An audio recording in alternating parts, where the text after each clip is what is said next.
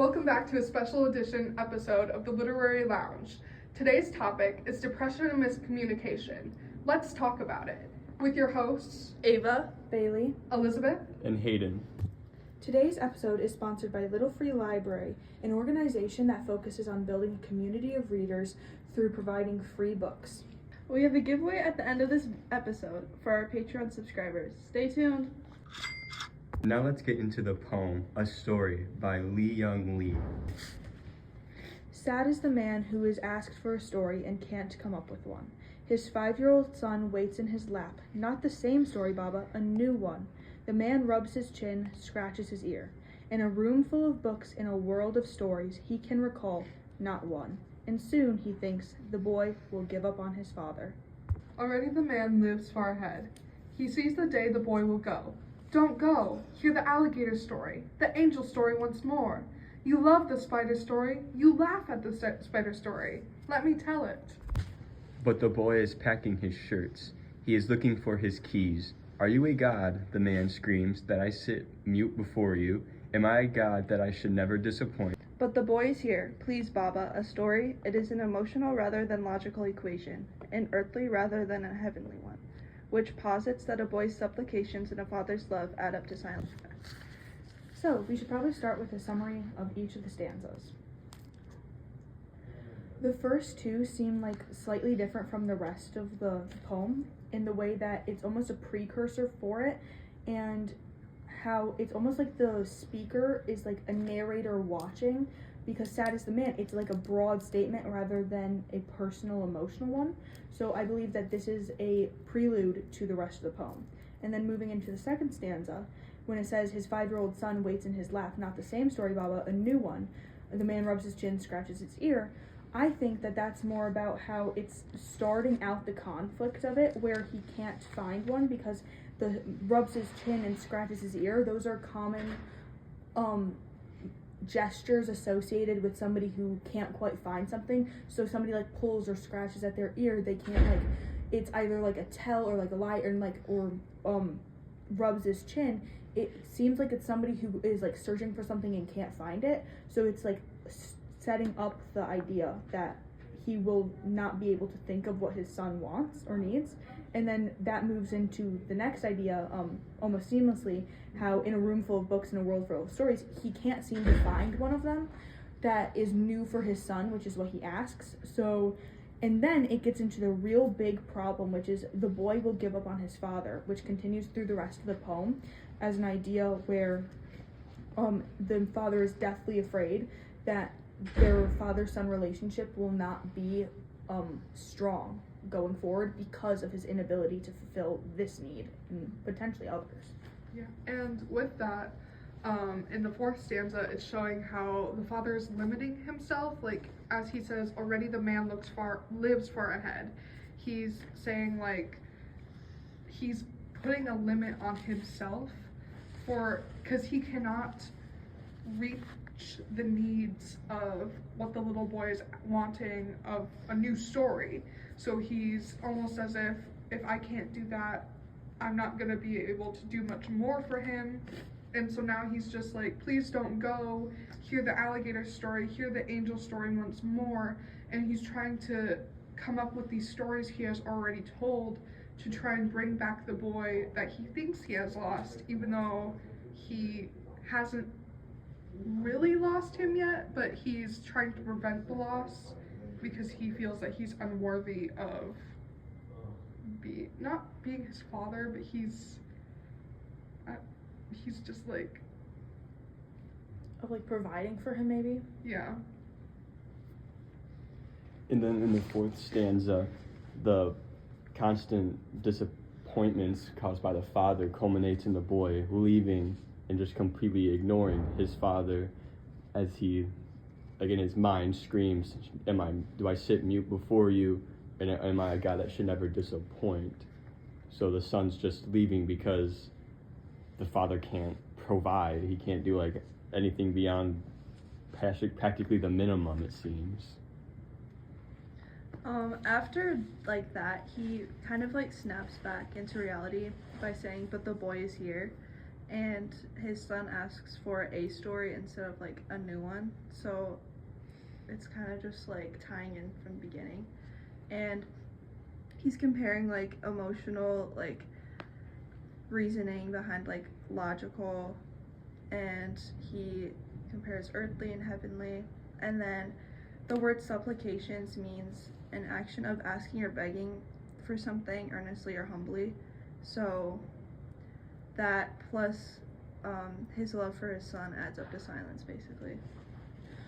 With that, Ava, for what the last stanza, I think it's interesting that the final like I think 4 lines are a bit different than the first line of the last stanza, because the boy is here, please Baba, a story is almost like the real closer to the events in it, rather than it is an emotional rather than a logical equation, an earthly rather than heavenly one, and so on and so forth, because those ones almost seem more connected in tone to the very first stanza, where it's like a detached narrator who is almost analyzing the events for what it is and is making a statement, like a thesis of sorts on the events that are happening, by saying, which posits that a boy's supplications and a father's love add up to silence.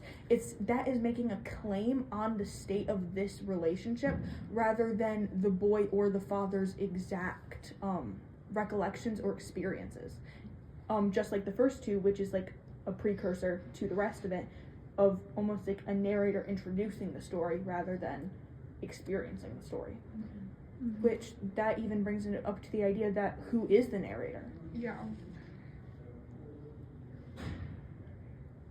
Well, it seems that the narrator isn't an exact figure in this. It's unknown. There's no personal pronouns regarding who it is, so it's not exactly the father or the son. Well, though one might like have the idea that it could be them in the future recalling this story for like from a more detached point of view. It almost seems like it's like a narrator like from above, almost witnessing this unfold and almost using it as a representation of humanity rather than an exact like instance that happened to the narrator or the speaker of the poem. Yeah. I wonder, like, with like the title of the story, if the first stanza is kind of just like maybe the narrator had read a story similar to this or is like witnessing something, and so like he's saying sad is the man who's asked for a story, and it's just like, oh, like I'm introducing this, and then he goes on to tell the story, or the narrator, I don't know. So then it's just like the first and last stanza are kind of just the narrator speaking from like analyzing it and looking down onto it, and like the middle stanzas are kind of just like the actual story. Or that's kind of how I view it too. From the like initial read of this, it is a story as a title is very telling for the content of this. Is a story being told in a poetic format, which is like talking about the structure of it. It's free verse. There's no exact like rhyme scheme in it. It's not closed form.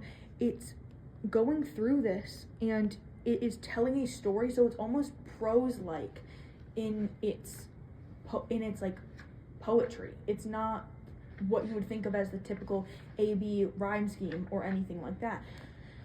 So I think that that's a real contributor to the overall tone of it, even where it's very story-like in its overall like structure, and also the tone seems almost uncertain or fearful or melancholic even because of how it is told and the lens that the narrator takes on it, because if it was exactly the characters, they may have a different feeling on it because of their more personal connection.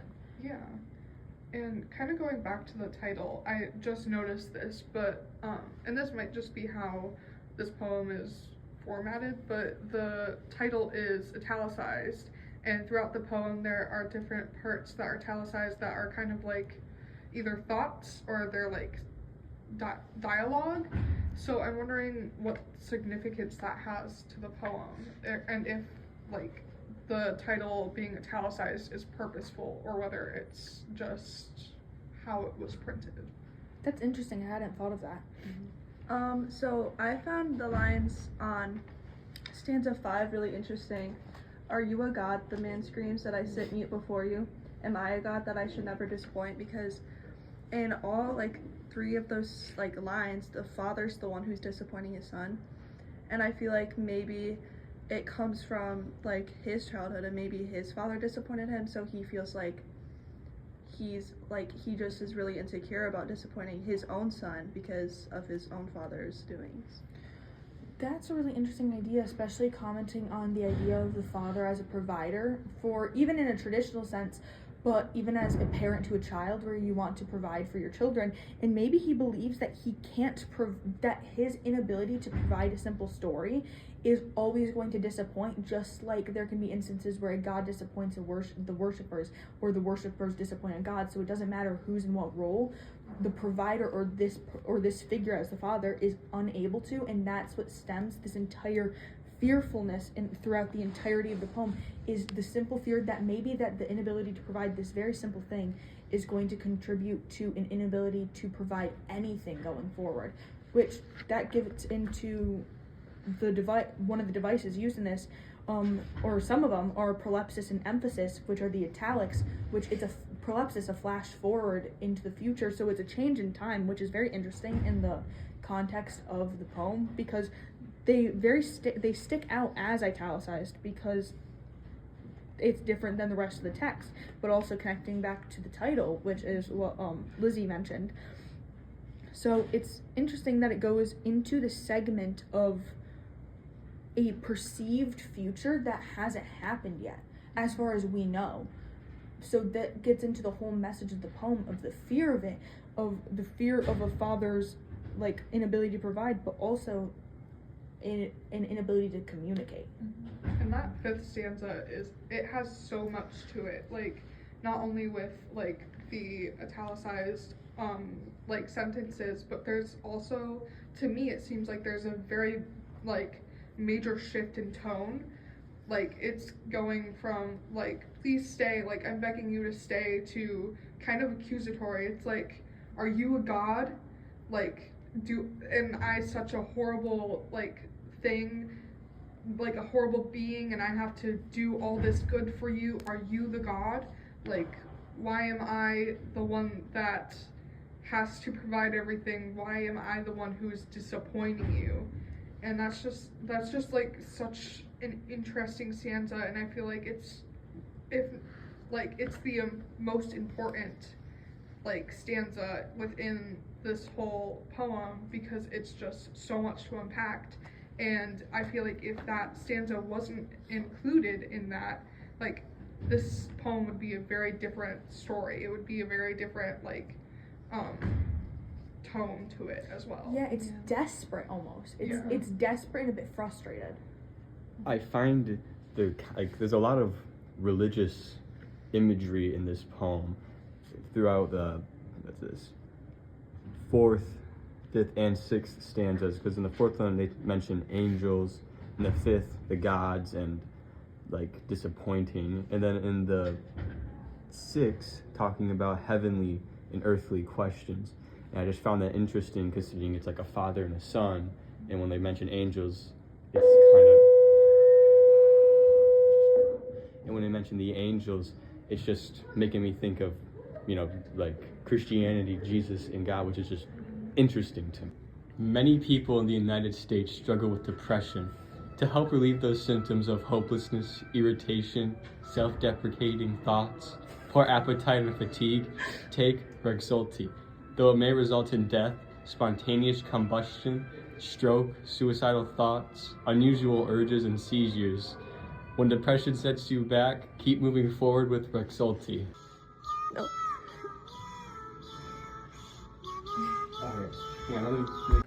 Going along with the juxtaposition, I noticed that in stanza 5, again, once he says, "Are you a god?" the man screams that I sit mute. I just like find it interesting that it was mute and screams like compared to each other, like almost like right next to each other. And then another word choice that I saw was stanza 4, when it says, "Already the man lives far ahead," instead of like looks far ahead, it's like he's living in it. Like he's not quite exactly like predicting it, he's almost ensuring that it will happen. So to tie back to all the points we made, kind of summarize here, the complex tone of both fear and resignation that the father gives it's representative of his inability to communicate with his son the natural barriers of being a human, which leads to narrator's message of that the father being, a member of mankind, they can only ever result in disappointment because he can't provide everything for his son. And the tone of fear and resignation show the desire to satisfy despite humanity's inability to complete these inherent desires, to which the narrator touches on and criticizes. Wow, that was a sad episode.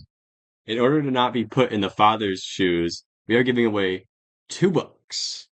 We're going to be giving away Daddy Blues by Mark G. Williams and Mark Williams, and Why Are You So Sad by Beth Andrews. So you never disappoint your kids like the father in this story.